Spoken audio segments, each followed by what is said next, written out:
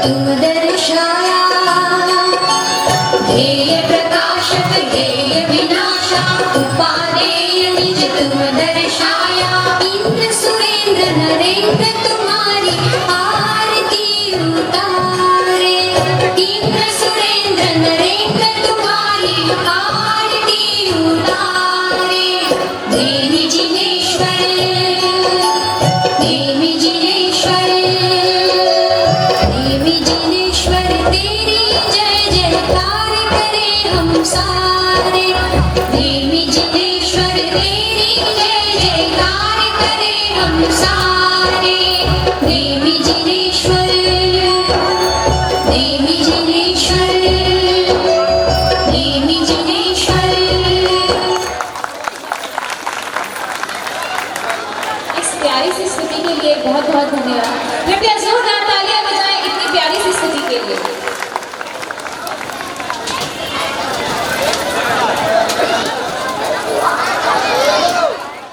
पर श्री कृष्ण जागृत अवस्था में बैठे हुए हैं,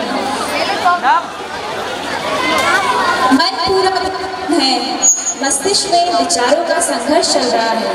चलिए देखते हैं क्या चल रहा है। अरे स्वामी अभी तक जाग रहे हैं। आज किन विचारों में खोए हुए हो स्वामी? क्या कोई पारिवारिक चिंता लगी है आपको या राजकाज संबंधी?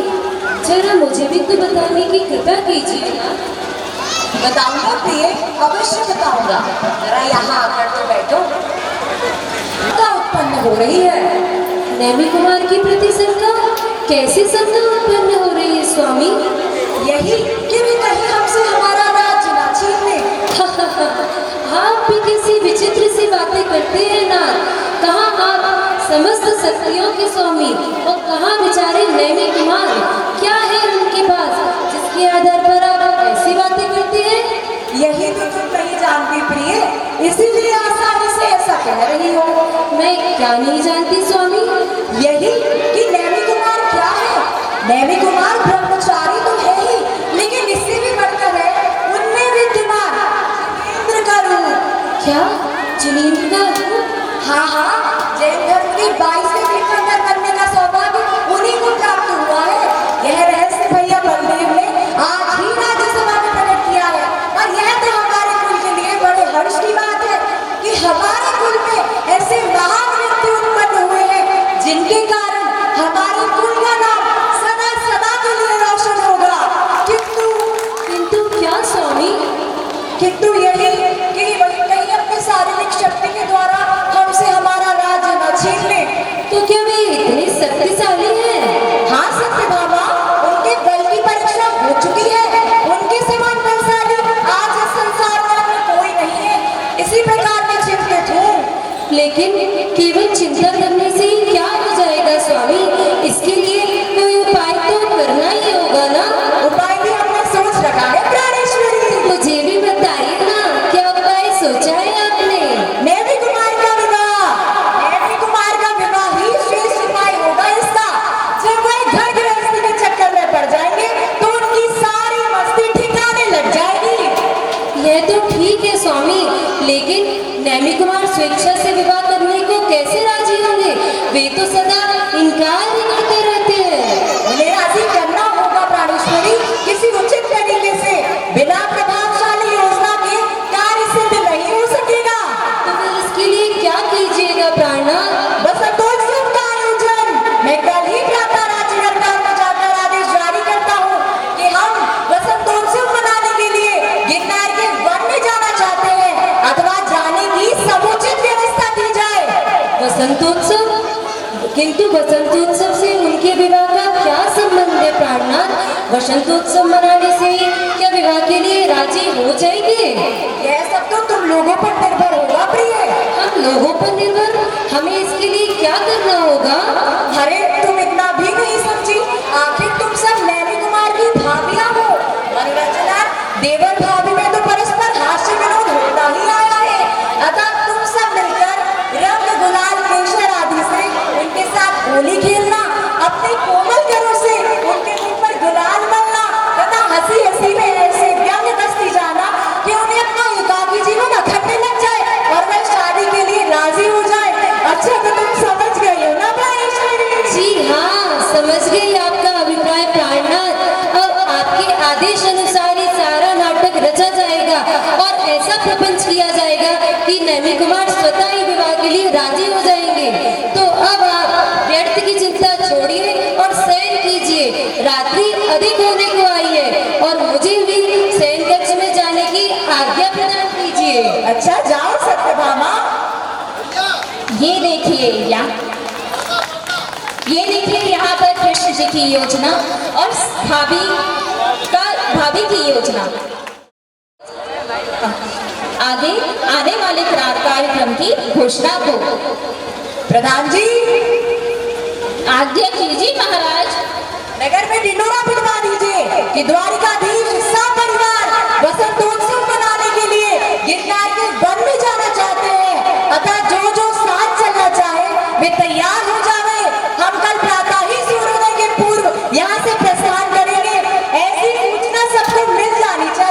आज्ञा का शीघ्र ही पालन किया जाएगा प्रजापति।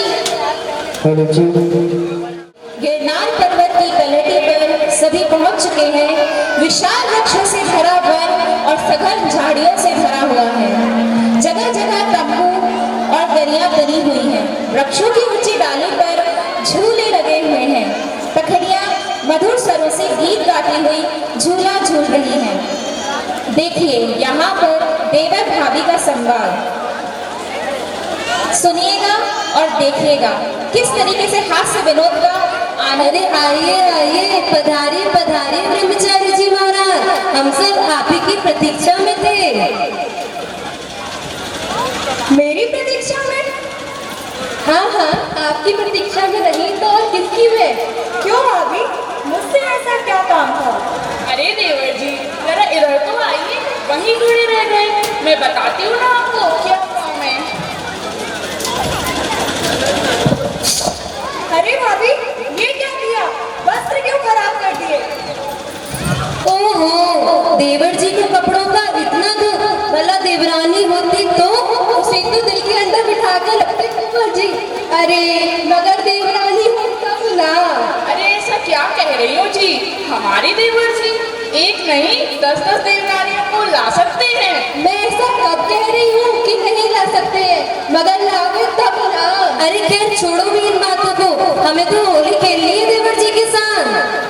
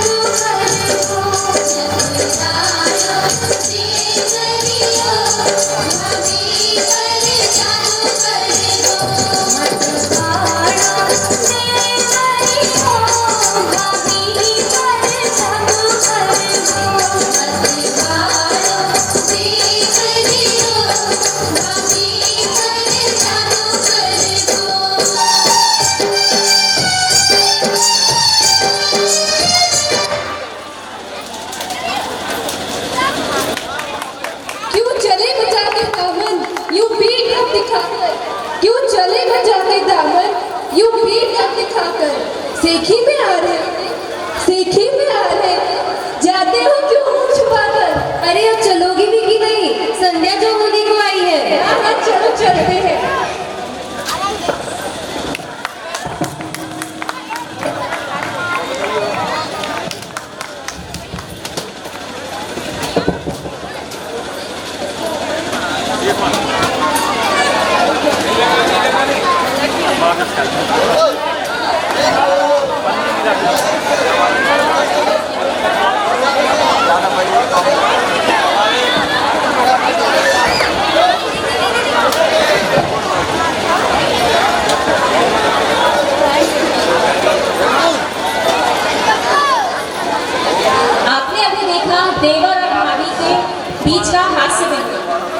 देखिए, वसंतोद्यान में महारानी जामवंती का खेमा जामवंती खेमे में प्रवेश करना ही चाहती है कि सहसा देवी कुमार अपने हाथ में गीले वस्त्र लिए आ जाते हैं और जामवंती से कहते हैं।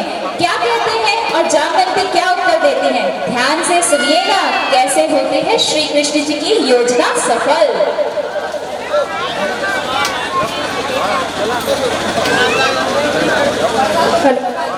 जरा ठहरना तो भाभी। कहिए देवर जी, कैसे हैं? लो भाभी, जरा ये वस्त्र तो निचोड़ देना। होली की ठिठोली का शायद बदला लेने आए हैं यहाँ। सुना नहीं क्या भाभी? जरा इन वस्त्रों को निचोड़ देना। छोटा बहुत बड़ी बात, अच्छा नहीं आती आपको मुझसे ऐसी बात कहते हुए? क्या मैं आपकी दासी हूँ? मुझसे वस्त्र छोड़ने के लिए कहते हैं? नहीं नहीं भाभी, तुम तो मेरी भाभी हो। यदि दासी समझता तो आदेश पूर्वक कहता, इस तरह नम्रता से नहीं। मगर तुमने मेरी नम्रता ऐसी नम्रता को आप अपने ही पास रखिए देवर जी। कहने से पूर्व शब्दों पर विचार करना था, कहने से पूर्व शब्दों पर विचार करना था। श्री कृष्ण की रानी हूँ मैं, मुझको मन में डरना था। इसमें डरने की कौन सी बात है भाभी? मैंने आपको कोई अपशब्द तो नहीं कहे जो आप मुझ पर इतना बिगड़ रही हैं। देवर जी, ये तो मैं थी जो आपकी इस अपमान भरी बात को सहन कर गई, वरना क्या हो जाता भाभी? अभी आप मेरे स्वामी के पराक्रम को नहीं जानते हो ना, इसलिए ऐसी बातें कर रहे हैं। भैया के पराक्रम को जितना मैं जानता हूँ उससे विशेष कोई आप जानती हो? तो कहीं स्त्रियों की बातों में भी इतना रोष किया जाता है? आखिर है तो सब तुम्हारी भाभियां ही, और देवर भाभी में तो ऐसी ही बातें तो चल जाया करता है। अरे कहाँ जा रहे हो नैमी कुमार? भैया जरा भाभी जामवंती को कह दूं कि जिन शक्तियों को लेकर तुमने व्यंग्य कसा था वे सब की सब आयुशाला में जीर्ण सीन हालत में पड़ी हुई है। चाहो तो मंबा कर देख लो। अच्छा जाओ, हम भी चलते हैं। ठीक है। ये देखिए, यहाँ पर कृष्ण जी और नेमी कुमार की वार्तालाप में भाभी के व्यंग्य से उन्होंने उत्तर दिया शंखनाद का। अब हम चलते हैं आगे की ओर, अगले दृश्य की ओर। बगीचा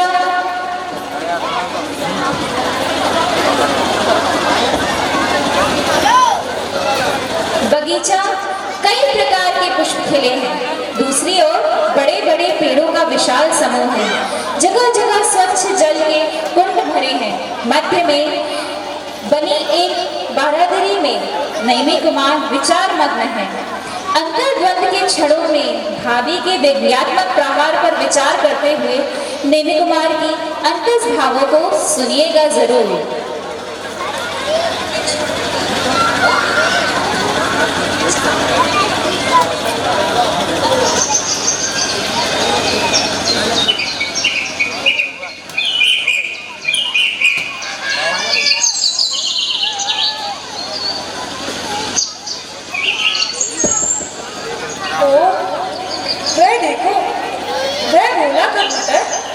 टिम्बर का हारा थका अपने स्थान की ओर उड़ा चला जा रहा है। उसकी पत्नी कब से उसकी प्रतीक्षा में आंखें बिछाई बैठी होगी। अरे अरे देखो तो, मैं अपने प्रियतम के स्वागत के लिए अपने नन्हे नन्हे बच्चों को घोंसले में ही छोड़कर बाहर चली गई और खुशी खुशी अपने पति के साथ प्रवेश कितना घनस्थ एवं हार्दिक प्रेम भरा है प्राणियों के पवित्र दिलों में। आवेवी की खोखली हुई भी इनमें मोह और कर्तव्य की भावना कम नहीं होती। तब भला पूर्ण देवी की कहलाने वाले मानव दंपतियों के पारस्परिक प्रेम का तो कहना ही है। स्वर्ग का आनंद भी तुच्छ होता होगा उनके प्रेम के सामने। काश। अरे आज देवी तुम्हारी एकांत में बैठे बैठे क्या बातें कर रही है? मन ही मन क्या विचार कर रही है? जरा ऊँट में खड़े रहकर सुनना चाहिए। हाँ, अंत में भाभी ने यह भी तो कहा था कि अनेक नहीं तो एक तो ब्याह कर लाई। ओह, कितना करारा व्यंग्य था वो। जिस राह पर जाना ही नहीं चाहता था, जबरन इस व्यंग्य के माध्यम से उस राह पर धकेलने का प्रयास किया गया। लेकिन इस विषय में हमने कर भी क्या सकता? अपने विवाह के विषय में किसी के समक्ष कुछ कहूं तो निर्लज्ज नहीं कहलाना। जब भी उस राह में जाना ही नहीं चाहता था, किंतु फिर भाभी के व्यंग्य की पूर्ति कैसे है?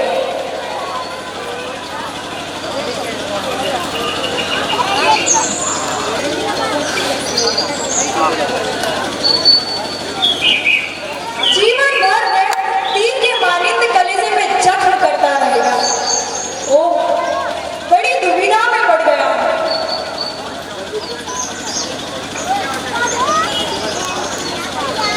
ओह, अंधेरा सा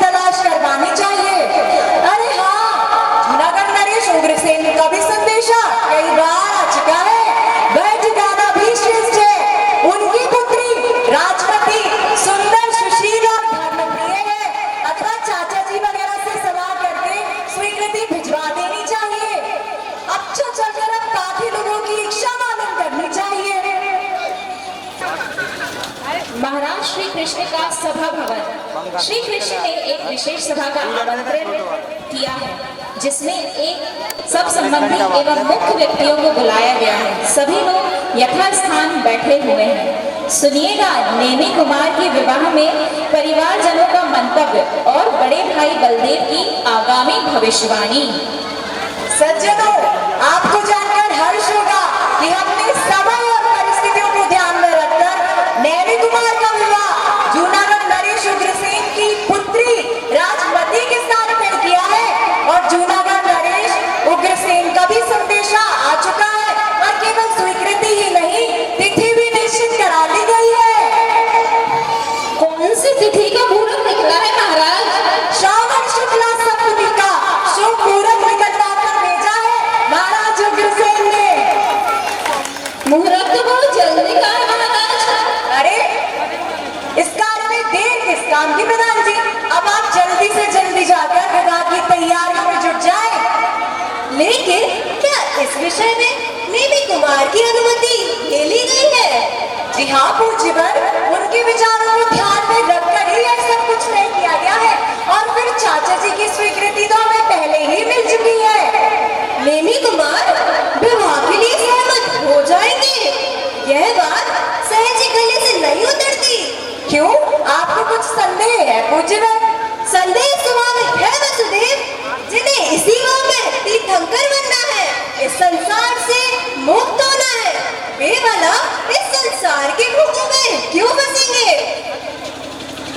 लेकिन पूज्यवर, हमें तो अपने कर्तव्य को पूरा करना है। अगर इस उम्र में नेमी कुमार का विवाह नहीं करेंगे तो दुनिया हमारी निंदा करेगी और फिर चाचा जी, चाची जी। मैं सब जानता हूँ वसुदेव, तुम्हें डर है अपने ये राज छिन जाने का, किंतु यह केवल तुम्हारा भ्रम मात्र है। उन्हें तो एक न एक दिन विरक्त होना ही है इस संसार से। जिस दिन वे विरक्त होंगे, उन्हें विवाह का बंधन नहीं रोक सकेगा। वे तत्काल ही चल देंगे वैराग की ओर, वैराग की ओर, वैराग की ओर। किंतु हम उनके समक्ष ऐसा अवसर ही नहीं आने देंगे जिसका प्रभाव उनकी विरक्ति का कारण बने। तीर्थंकर पद के अधिकारी होने के नाते उनके जीवन में वैराग का पक्ष प्रबल है, अतः वे पर की पीड़ा को सहन नहीं कर सकेंगे।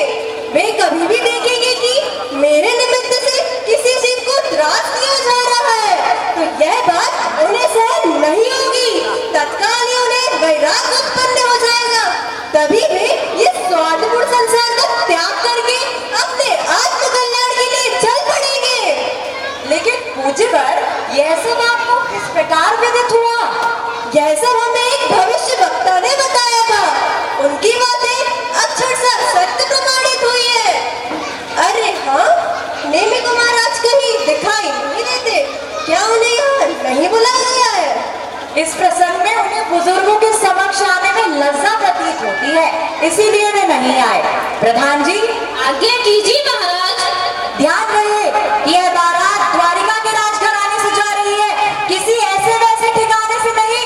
बारात ऐसी हो कि दुनिया देखती रह जाए। यह बारात दर्शनी की व ऐतिहासिक बारात होगी महाराज। बारात की महिमा के गीत जुड़ जाएंगे, जिसे दुनिया वाले युगांतरों तक भुला नहीं सकते।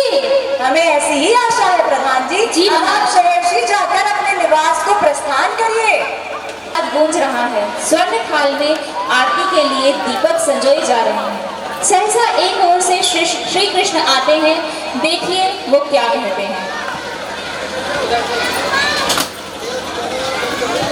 अरे कितना विलंब कर दिया है तुम लोगों ने, अभी तक नेमी कुमार को सजाया सवाया नहीं गया है। जल्दी करो, बारात को प्रस्थान करने का समय करीब आ गया है। चाचा जी क्या सच रहे हो?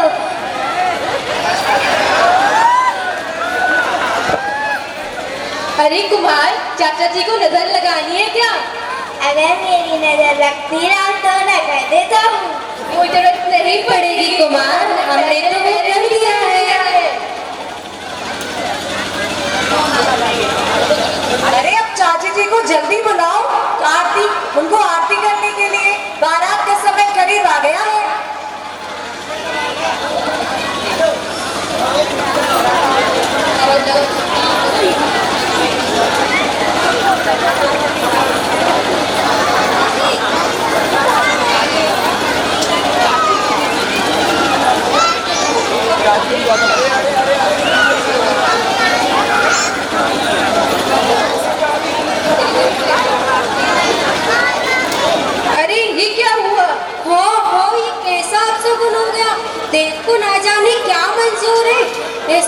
सागर में अशुभ का संदेश क्यों पैदा हुआ है? आप भी किस दुविधा में पड़ गई हो माँ? आपको ऐसा नहीं सोचना चाहिए। यह अनुभव की बात है कुमार, जिसे अंधविश्वास कहकर टाला नहीं जा सकता। अतः मेरा दिल धड़कने लगा है। मुद्दत की प्रतीक्षा के बाद यह शुभ घड़ी देखने को मिली थी, किंतु ऐसी तुच्छ बातों से हृदय में कमजोरी न लाओ मातेश्वरी। जिस काम को करने का हमने निर्णय लिया है उसे तो करना ही है, चाहे कैसे भी संकट का सामना करना पड़े। हम पीछे नहीं हटेंगे। आप खुशी खुशी हमें विदा कीजिए माता।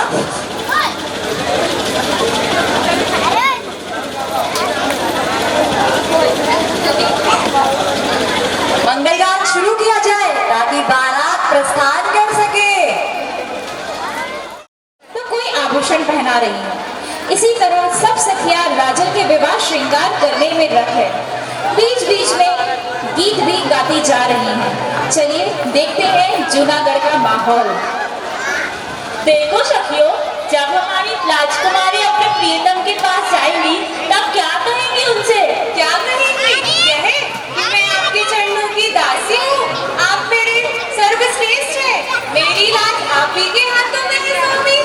फिर मैं हमारी राजकुमारी का हाथ अपने हाथ में लेकर कहेंगी, ऐसी बात ना कहो मेरी रानी, तुम तो मेरी हितेश्वरी हो, चरण दासी नहीं। ओहो, तब तो हमारी राजकुमारी फूल का गुफा बन जाएगी, क्यों ना राजकुमारी? अरे आज तुम सबको क्या हो गया है री? यही तो हम कह रहे हैं कि आपको आज क्या हो गया है, जो हमारा साथ छोड़कर किसी अन्य के साथ जाने की तैयारी कर रही हो। अरे आजकल पुरानों को कौन ही याद करता है रे, सब नए नए साथी ढूंढते हैं। अरे तुम चुप रहती हो या नहीं?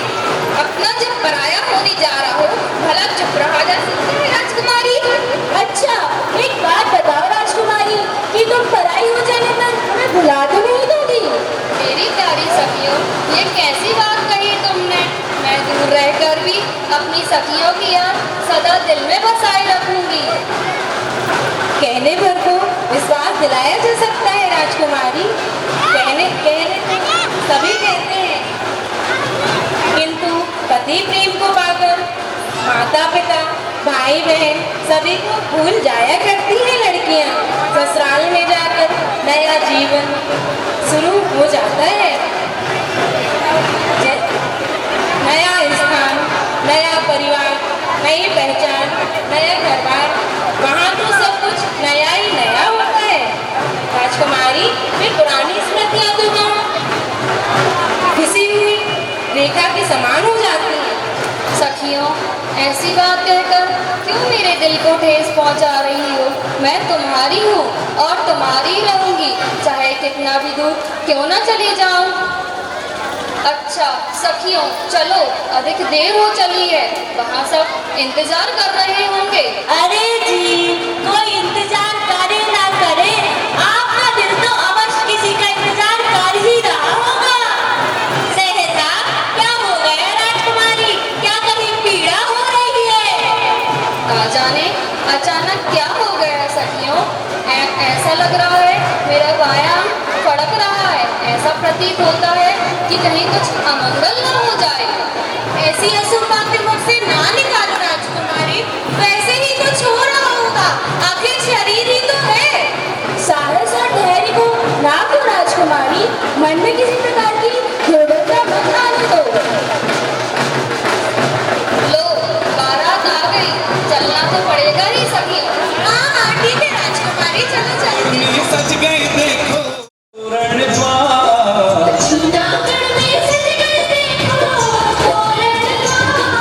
झोली झोली लाए नेमी कुमार, झोली लाए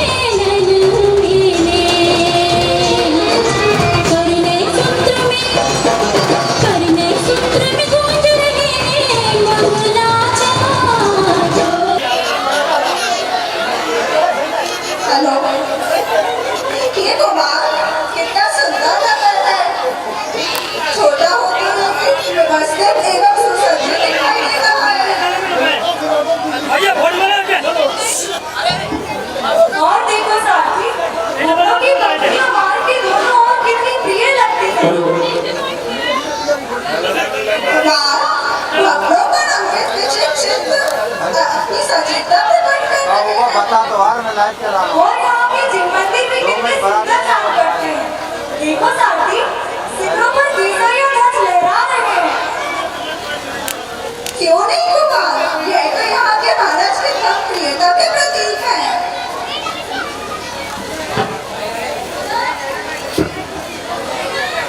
नगर की शोभा देखने पर लगता है कि महाराज उग्रसेन बड़े ही सुयोग एवं शक्तिशाली हैं।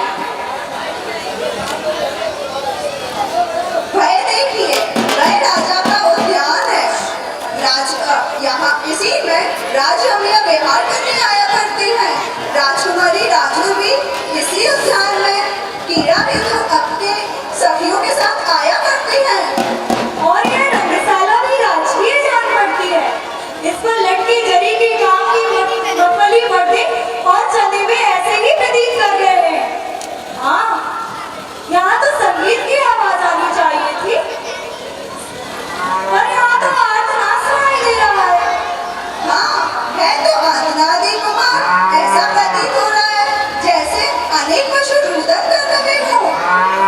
वो तो सारथी रखो।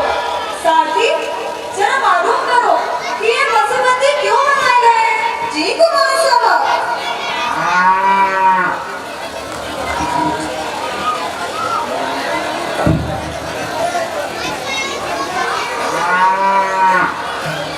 कुमार साहब, मालूम हुआ है आपके विवाह में जो बल्ले वाले लोग आएंगे, उनके साथ इन पशुओं का मांसाहार खिलाकर किया जाएगा। बस यही जानकर ये बेचारे रुदन आंतनाद कर रहे हैं। क्या मेरे विवाह के निमित्त इतने निरपराध प्राणियों का वध होगा? ऐसा ही विदित हुआ है कुमार साहब। घोर अन्याय, निर्बलों के साथ सवालों का यह घोर अन्याय नहीं तो क्या है सारथी? इस घटना से मेरे हृदय को बड़ी गहरी ठेस लगी है। कितने भोले और असहाय हैं बेचारे।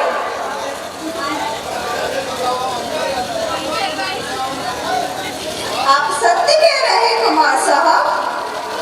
जरा तुम ही बताओ साथी, क्या ये किसी माँ के हृदय के टुकड़े नहीं? क्या ये किसी माँ के हृदय से पैदा न होकर किसी पत्थर के हृदय से पैदा हुए हैं? किसी भी प्राणी का वध करना सरासर अन्याय है, महान पाप है। अपने अपने कर्मानुसार हर प्राणी पृथ्वी पर जन्मता है, जीवन भर जीते रहने का पूर्ण अधिकार लेकर। बिना किसी जीवन का अंत आए किसी का वध करना किसी के अन्याय की बात नहीं होती। यह सरासर गलत है। चलो साथी, लौटा ले चलो रथ को। जी कुमार साहब।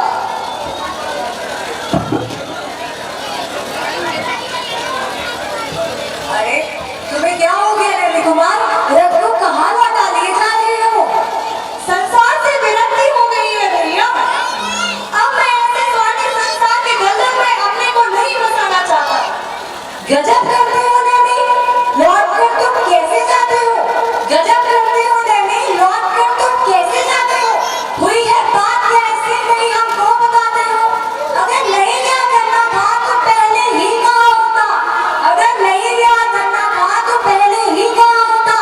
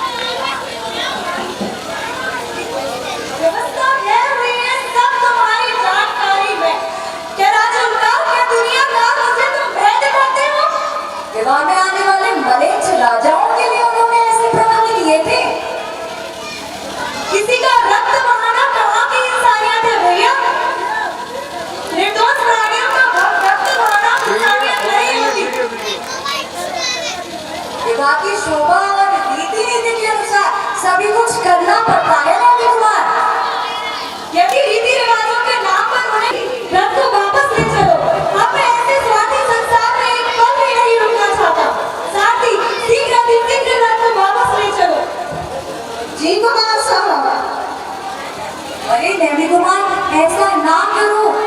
अगर किसी का ख्याल करो ना करो, लेकिन जब राजकुमारी तुम्हारे लौट जाने की खबर सुनेगी तो उस पर क्या बीतेगी, जरा इसका भी तो विचार करो। किसी पर क्या गुजरेगी, संसार से विरक्त होने वाले सोचा नहीं करते भैया। अब मैं ऐसे स्वार्थी संसार के दलदल में एक पल भी नहीं फंसूंगा। आप शीघ्र रथ को वापस लौटा ले चलो। चलो साथी। कुमार साहब, ये देखिए, यहाँ से रथ नैमी कुमार का रथ वापस जा रहा है। अब चलते हैं हम अपने अगले दृश्य की ओर।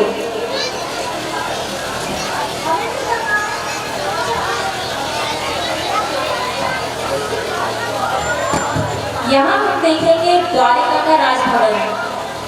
वहाँ पर क्या माहौल है, आइए चल के देखते हैं।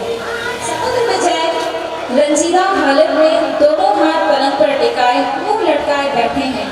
पास की पटिकाओं पर बलदेव एवं श्री कृष्ण बैठे हैं, उन्हें धैर्य दिलाने का प्रयास कर रहे हैं।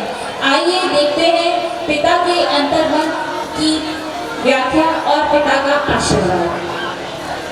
माँ बाप अपने बच्चों के लिए क्या क्या आशाएं लगाए रहते हैं। आज छोटा है, कल बड़ा होगा, पढ़ लिख कर सुयोग बनेगा, विवाह शादी होगी, अपने बच्चों से घर का वातावरण सहज एवं सुखद होगा। कुटुंब की पीढ़ी परंपरा स्थायी रूप नहीं रहेगी।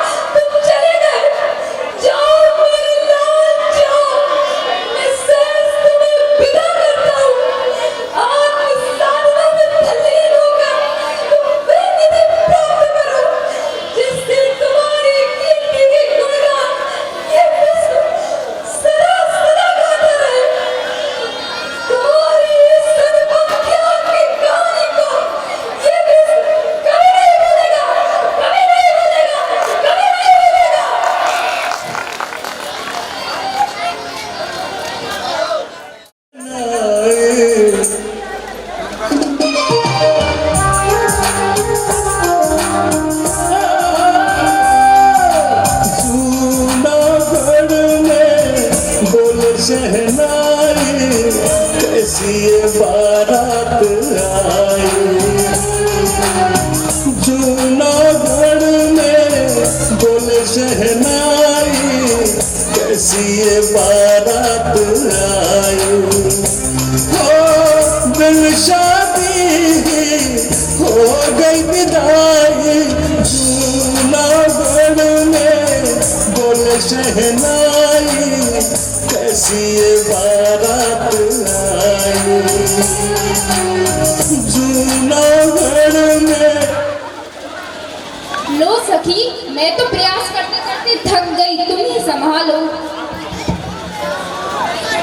लाओ सखी, मैं प्रयत्न करके देखती हूँ। समझ ही नहीं पड़ता ये मूर्छा है कि आफत। अरे कितनी देर होने आई है, इंतजार करते करते बेहोशी ही बेहोशी में घंटों बीत जाते हैं। हम सबका धैर्य टूटने लगा है, आखिर क्या किया जाए। किसी की कुछ मानती भी तो नहीं, जरा ही होश आता है तो प्राणनाथ प्राणनाथ पुकारने लगती है। अरे शरीर और चेहरे को भी तो देखो, क्या थी और क्या हो गई है। जैसे कोमल कली मुरझा गई है। अब क्या किया जाए री, जाने वाला तो निष्ठुर बनकर चला ही जाता है। अब उसके लिए थोड़ी प्राण दिए जा सकते हैं।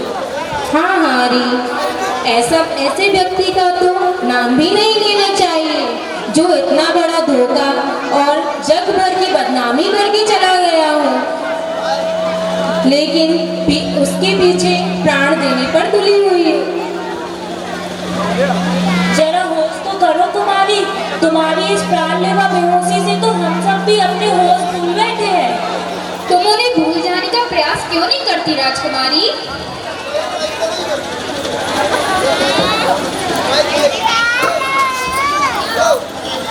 क्या वे अभी तक नहीं आए सखियों? वे नहीं आएंगे राजकुमारी जी, वे नहीं आएंगे। अगर उन्हें आना ही होता तो वे जाते ही क्यों? ये तुम क्या कह रही हो? वे नहीं आएंगे तो मैं क्या करूंगी? वो आएंगे, अवश्य आएंगे। वे नहीं आएंगे राजकुमारी, वे नहीं आएंगे। ठीक है, यदि तुम्हें इतना विश्वास है कि वे आएंगे तो तुम रोती क्यों हो? क्यों दिन रात उन्हें याद कर करके अपने अश्रु बहाती हो? जरा धैर्य रखो, सब्र से काम करो। अरे वे विलम्ब जो कर रहे हैं, उनका यह विलम्ब मेरे दुख का कारण बना हुआ है। मैं उनके विरह में पागल बनी हुई हूँ। लो, ये तो फिर अचक हो गई। अब मुझे तो घर जाना था। अरे घर किसे ही नहीं जाना, हमें भी तो घर जाना है। वैसे भी बड़ी देर हो गई है घर से आए। कुमारी जी, एक नई खबर, एक नया संदेश लेकर आई हूँ। कुमारी जी, क्या नई खबर लाई हो दासी? क्या वे आ गए? नहीं वे नहीं आए, मगर सुनकर आई हूँ कि वे दीक्षा लेने के लिए गिनवार पर्वत की तलहटी में पहुँचने वाले हैं। हजारों नर नारी एवं राजा राजकुमार भी उनके साथ जा रहे हैं। देववर भी वहाँ उपस्थित रहेंगे। अच्छा, ऐसी बात है तो हमें वहाँ अवश्य चलना चाहिए। सखियों, अपने अपने घर जाकर वस्त्र आदि बदलकर वापस आ जाओ। हम गिरनार की तलहटी पर चलेंगे। ठीक है राजकुमारी, हम भी जाते हैं। मेरे कक्ष में ही है, मैं उन्हें देख कर आई हूँ। कुमारी जी, तो मेरा एक पत्र ले जाकर माता जी को दे दे, मैं अभी लिख कर देती हूँ। जैसी आज्ञा कुमारी जी।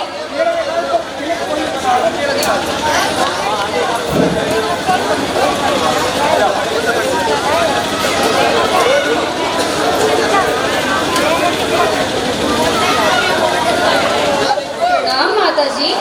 आयुष्मान पुत्री राजी, तुम कहाँ जाने की तैयारी कर रही हो? गिरनार की तलहटी में नैमी कुमार आने वाले हैं, मैं उनसे मिलने जा रही हूँ। आप मेरे लिए सिर्फ व्रत तैयार करा दीजिए। बेटी, क्या हमारी रही सही इज्जत मिट्टी में मिलाने जा रही हो? पहले ही जन्मस्थाई कम हुई है जिसे तुम पूरा करने जा रही हो। नहीं लोग हंसाई का डर है मुझे, नहीं लोग हंसाई का डर है मुझे, ना दुनिया की बातों में आऊंगी मैं।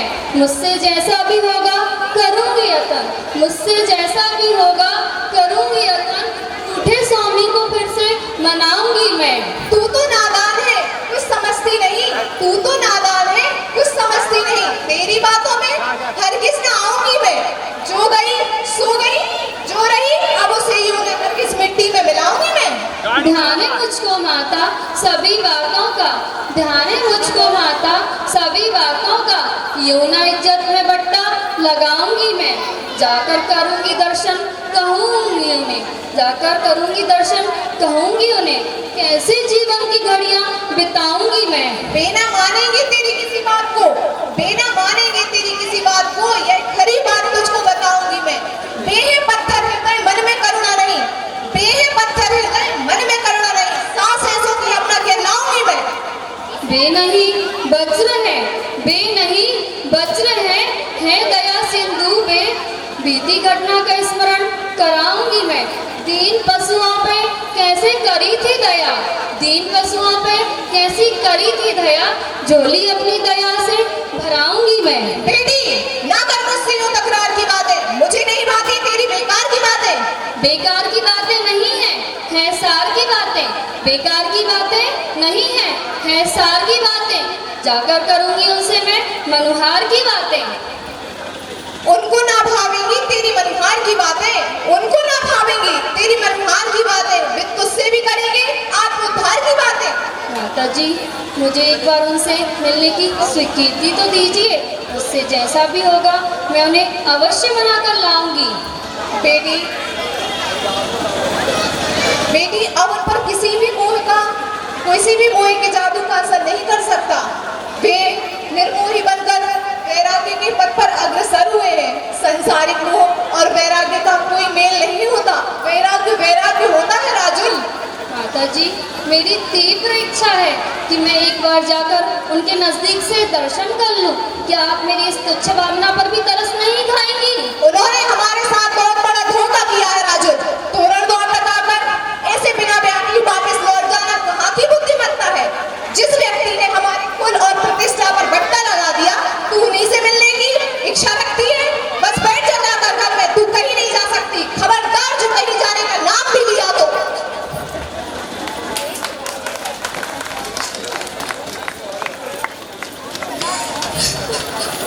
यह क्या राजकुमारी, आप रुदन कर रही है?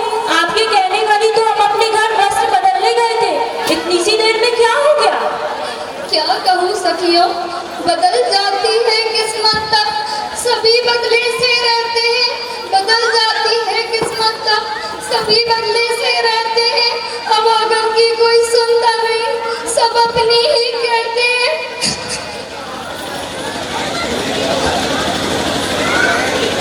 राजकुमारी इस प्रकार रोने धोने से आप क्या फायदा है? अब तो सिवा संतुष्ट करने के अलावा कोई चारा नजर ही नहीं आता। आगे हुआ क्या राजकुमारी, आपको किसने क्या कहा? माता जी ने मेरे गिरनार जाने की प्रार्थना को ठुकरा दिया है। अब तुम ही बताओ सखियों, मैं क्या करूं? कुछ धैर्य से काम लो कुमारी जी, माता जी तो कुछ कहेंगी वह हित की ही कहेंगी। अब तुम भी मुझसे बदलने लगी हो, आखिर तंग आ गई हो ना। ठीक है, तुम सब यहाँ से चली जाओ, मुझे अपने हार पर छोड़ दो। अब मेरा इस संसार में कोई नहीं रहा, न कोई देने वाला शरण मुझे अब तो, रहा न कोई देने वाला शरण मुझे अब तो। क्या नहीं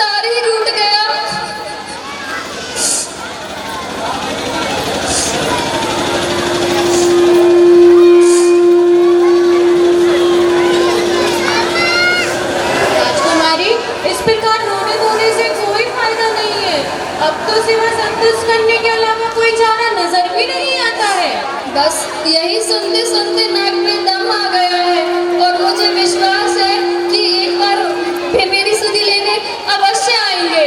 यह केवल आपके मन का भ्रम है राजकुमारी, वरना उस राह पर जाने वाला कभी वापस नहीं आता है। क्या कहा? क्या कहा? क्या मेरे स्वामी, मेरे प्राणदार वापस नहीं आएंगे?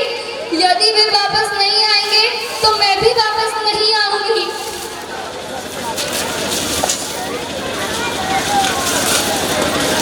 कुछ भी हो राजकुमारी, मगर हमें तुम्हें अकेले छोड़ने का मन नहीं करता।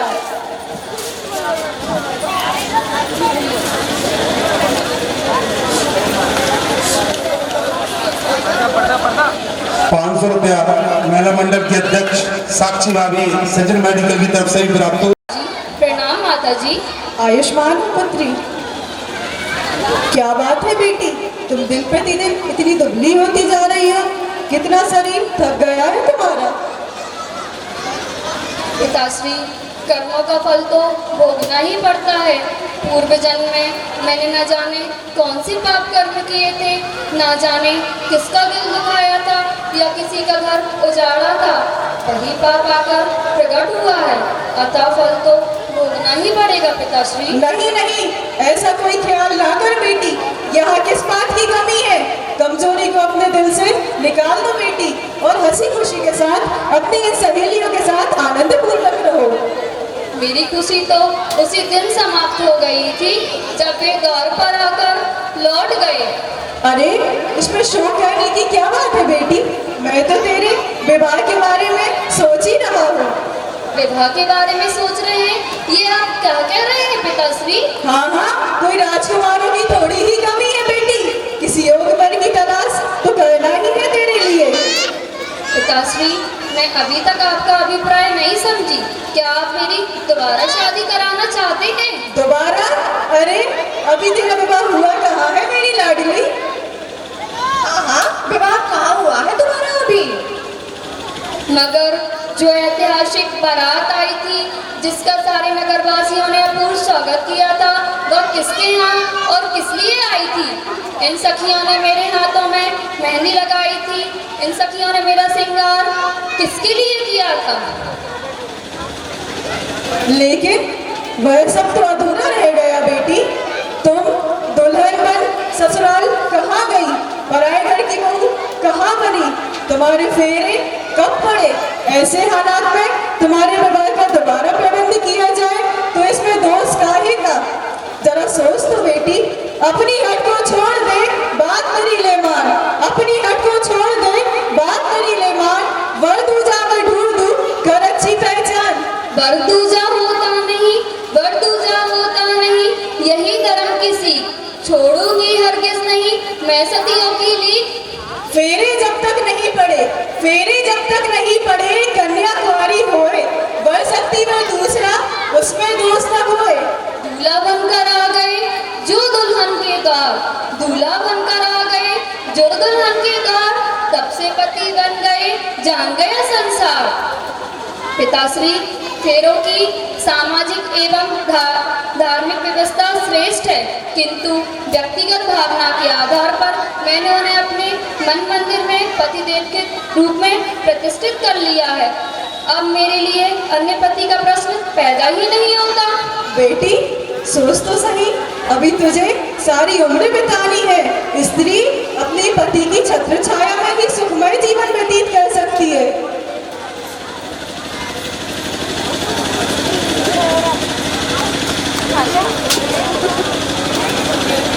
लेकिन पिताश्री, मैं कौन सी दूसरी बात कह रही हूँ या दूसरी बात कर रही हूँ? मैं भी अपना सर्वस्व पति के चरणों में समर्पित करना चाहती हूँ। मैं उनकी अर्धांगिनी हूँ, भला उनसे अलग कैसे रह सकती हूँ? भारतीय नारी की तो सदैव से यही परंपरा रही है, यदि वे एक बार सच्चे हृदय से जिसे पति मान लेती हैं, अन्य सभी उनके लिए पिता, भ्राता एवं पुत्र के समान होते हैं। किंतु राजू, नैमी बैरागी बन गए, अब उनसे क्या आस। नैमी बैरागी बन गए, अब उनसे क्या आस। क्या पानी बरसाएगा भला स्वच्छ आकाश। वे दीक्षा लेकर तपस्या हेतु गिरनार पर्वत जा रहे हैं। संभव है वे अब तुझे मिलेंगे भी नहीं, और यदि कहीं मिल भी गए तो तुझे अपने साथ कैसे रखेंगे बेटी? यदि वे दीक्षा ले रहे हैं तो क्या मैं दीक्षा नहीं ले सकती? मैं भी उन्हीं से दीक्षा ले लूंगी, और वे गिरी गुफा या वन विहड़ में जहाँ कहीं होंगे मैं उन्हें ढूंढ लूंगी। उनकी शरण में रहकर उनके पथ की अनुगामिनी बनूंगी। जैसा वे कहेंगे वैसा मैं करूंगी। जब तक त्याग तपस्या करके दूषित कर्म न साऊंगी, जब तक त्याग तपस्या करके दूषित कर्म न साऊंगी, धर्म साधना से निज मन को पावन तीर्थ बनाऊंगी। बेटी, तुम उस कठिन राह में कैसे चल सकोगी? तुम्हारा सुकोमल शरीर उन सूलों भरी राहों में चलने योग्य है? फिर तपस्वी को अनेक प्रकार के कष्ट सहना पड़ते हैं। भूख प्यास की बाधा, शीत उष्ण की यातनाएं तुम्हारे लिए असहाय होंगे। कोमल सैया के बदले में धरती अथवा शिला सोने के लिए मिलेगी। राजप्रसाद के स्वर्गीय सुखों के स्थान पर एकांत वन रहने को मिलेगा, और इन सहेलियों के हाथ से विनोद की जरा सी धमक नहीं मिल पाएगी। बेटी, बेटी, यह सब कुछ तेरे बस के बाहर की बात नहीं है। अगर तू त्याग के ऐसे विचारों को और भुला दे नैमी कुमार को। माता जी, मन और शरीर अपना होता है, जिसे जिधर घुमाना चाहो घूम सकता है। स्वामी को प्राप्त करने के लिए मैं सब कुछ सहन करूंगी। उनके दर्शन मात्र से मैं कठिन से कठिन यातनाओं को भी आसानी से झेल सकूंगी। बेटी, तब क्या तुमने पूर्ण निश्चय कर लिया गिरनार जाने का? जी हाँ पिताश्री, मेरे जीवन का सुख और शांति उनके चरणों में है। उन्होंने कल्याण मार्ग अपनाया है, अब मेरा भी वही मार्ग होगा। बेटी, जब तुम अपने विचारों पर इतनी दृढ़ हो तो तुम्हें कोई भी नहीं रोक सकता। बेटी, मैं तुझे साहस स्वीकृति देता हूँ। तुम जा सकती हो बेटी, तुम जा सकती हो। माँ, आप भी मुझे आशीर्वाद दीजिए। नहीं बेटी, उस कठिन राह पर जाने कैसे कह दूं?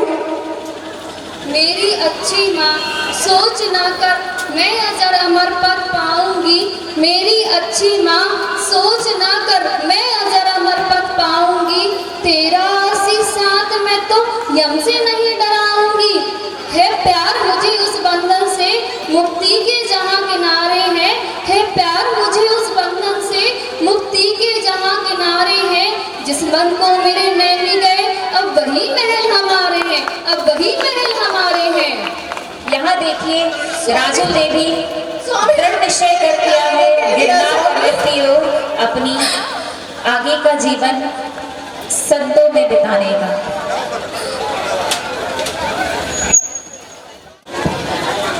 सुनिएगा सखियों की अंतिम विदाई का मार्मिक दृश्य, और साथ ही नेमी कुमार और राजुल की वैराग्य से ओतप्रोत एक संवाद और राजुल का वैराग्य।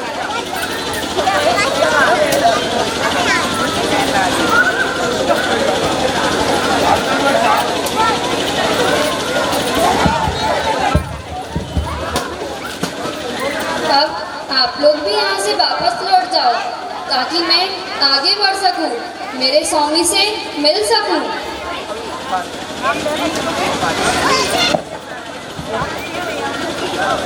राजकुमारी, आपको इस एकांत निर्जन वन में अकेला छोड़ हम वापस कैसे जा सकते हैं? यहाँ हिंसक पशुओं का भी तो भय है। मैं यहाँ अकेले कैसे हूँ? मेरे स्वामी, मेरे प्राणदार जो यहाँ है, मैं उन्हें अभी ढूंढ लेती हूँ। संभव है वह यहाँ रहे ही न हो, पहाड़ पर चले गए। सो क्या हुआ? क्या मैं पहाड़ पर नहीं जा सकती? कुछ भी हो राजकुमारी, मगर हमारा मन तो आपको यहाँ अकेले छोड़ने को नहीं मानता। हाँ हाँ, हम तो आपको अकेले छोड़कर नहीं जाएंगे राजकुमारी जी। मेरी प्यारी सखियों, आपका हर्ट करना व्यर्थ है। ये तो सांसारिक मोहजाल है। अगर आप लोग मुझसे वास्तविक स्नेह करती हैं तो जरा भी विलंब मत कीजिए। मुझे मेरे स्वामी से मिलने दीजिए। ठीक है राजकुमारी जी, आप नहीं मानती तो हम लोगों को जाना ही पड़ेगा। अच्छा, आप अपना ख्याल रखना।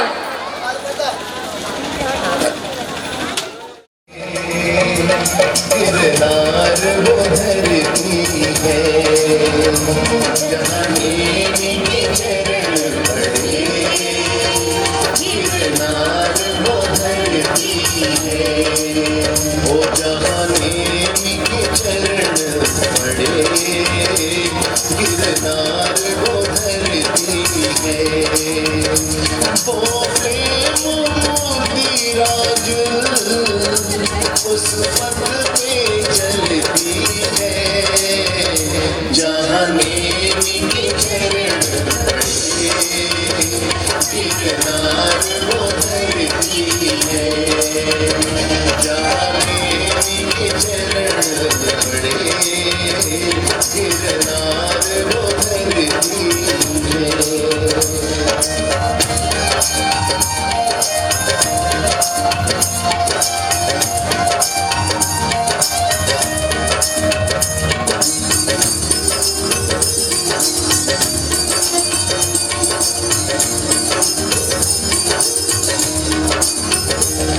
उस कोमल काया पर हल्दी का रंग चढ़ा उस कोमल काया पर हल्दी का रंग चढ़ा मेहंदी बिरुचीर लगी मेहंदी बिरुचीर रची गले मंगल सूत्र पड़ा पर मांग न भर पाई पर मांग न भर पाई यह बात ही चलती है जहाँ नेमी के चरण पड़े गिरनार वो धरती है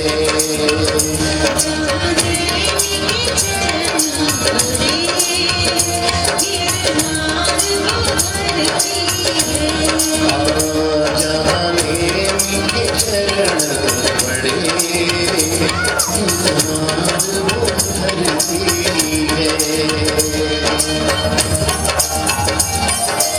इसको ये भजन बड़ा लोकप्रिय है। घर में आ चैट बॉक्स में लिखते जाएं।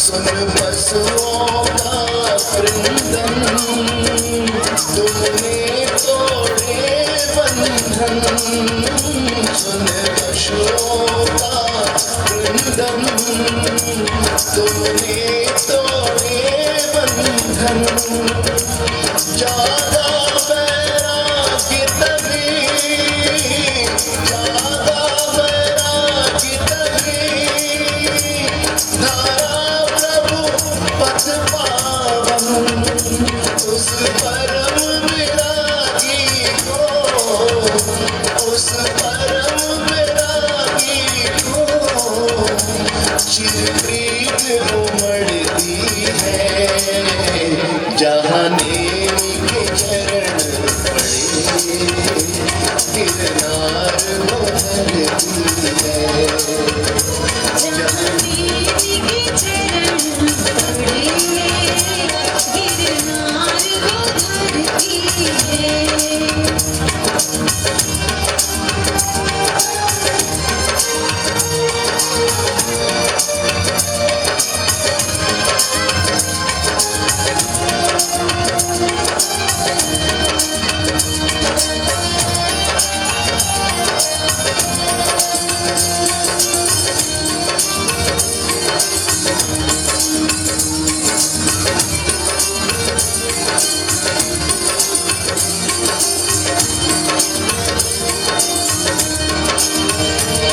राजुल की आँखों से झरझर झरता पानी राजुल की आँखों से झरझर झरता पानी अंतस से भाव भरे प्रभु दर्श की दीवानी अंतस से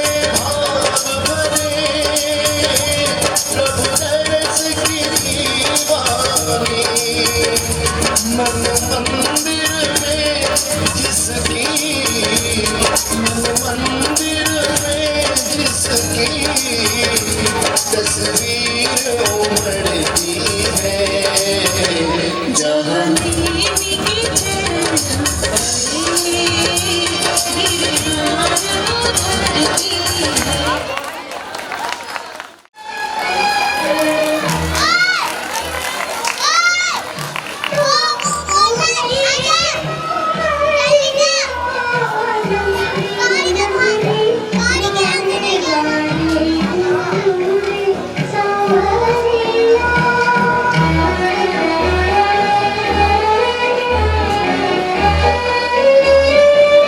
अरे स्वामी यहाँ भी नहीं है।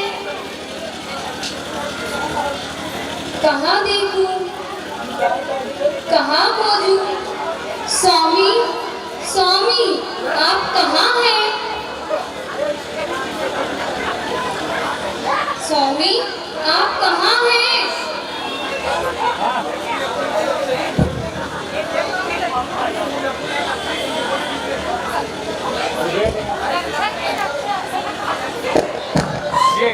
अरे कौन हो तुम और इस निर्जन वन में ये क्या कर रही हो?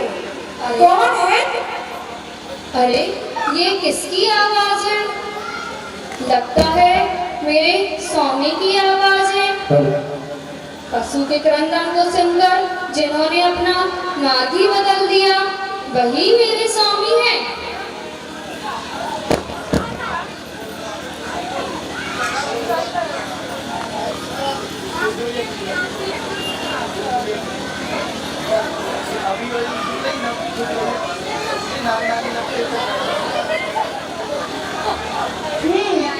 तो तुम राजू हो, यहाँ क्यों आई हो? यह बहुत कठिन मार्ग है, वापस लौट जाओ। नहीं स्वामी नहीं, जिस मार्ग पर आप आगे बढ़े हैं अब मेरा भी वही मार्ग है। प्रभु मैं समझ गई हूँ, आप मेरे जन्म जन्म के उपकारी हैं। नौ भव के मेरे उपकारी, नौ भव के मेरे उपकारी, उपकार चुकाने आए थे। शादी का जो बहाना था तुम हमें जगाने आए थे। स्वामी आप मुझे भी अपनी शरण में लीजिए, मुझे भी अपनी शरण में लीजिए, मुझे भी अपनी शरण में लीजिए स्वामी, स्वामी।